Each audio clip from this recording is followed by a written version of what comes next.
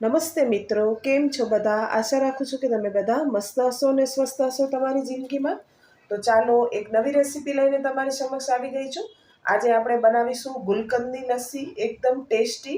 Summer special આપણે ગુલકંદની લસ્સી બનાવવાનું શરૂ કરીએ.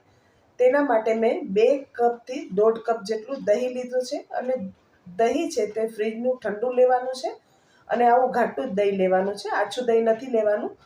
હવે આપણે તેમાં 1 ચમચી સાકર નાખીશું, કારણ કે ગુલકંદ હોય તે ઓલરેડી મીઠું હોય એટલે આપણે ઓછી સાકરનો ઉપયોગ કરવાનો છે. હવે 3 ચમચી જેટલું આપણે ગુલકંદ નાખી દઈશું. આવી રીતે તમને વધારે મીઠું પસંદ હોય અને ગુલકંદનું ફ્લેવર વધારે પસંદ હોય તો તમે નાખી શકો છો. આમાંથી 2 ગ્લાસ જેટલી લસ્સી તૈયાર થશે. હવે આપણે તેને મિક્સરના જારમાં નાખી અને તેને મિક્સરમાં પીસી લેવાનું છે. 2 ગ્લાસ લઈશું અને બરફ નાખીશું. લસ્સીને મેં પીસી લીધી છે, તમે જોઈ શકો છો સરસ ટેક્સચર આવી છે. ઉપરથી આપણે તૂટી ફૂટીથી તેને સરસ રીતે ગાર્નિશિંગ કરી દઈશું. તમને જો આમાં એલચીનો સ્વાદ ભાવતો હોય તો તમે એલચીનો ઉપયોગ પણ કરી શકો છો. તો મિત્રો, તમને મારી આ ગુલકંદની લસ્સીની રેસીપી કેવી લાગી કમેન્ટ કરીને મને જરૂરથી કહો, અને વિડીયો સારો લાગ્યો હોય તો વિડીયોને લાઇક, શેર અને સબસ્ક્રાઈબ કરવાનું ના ભૂલશો.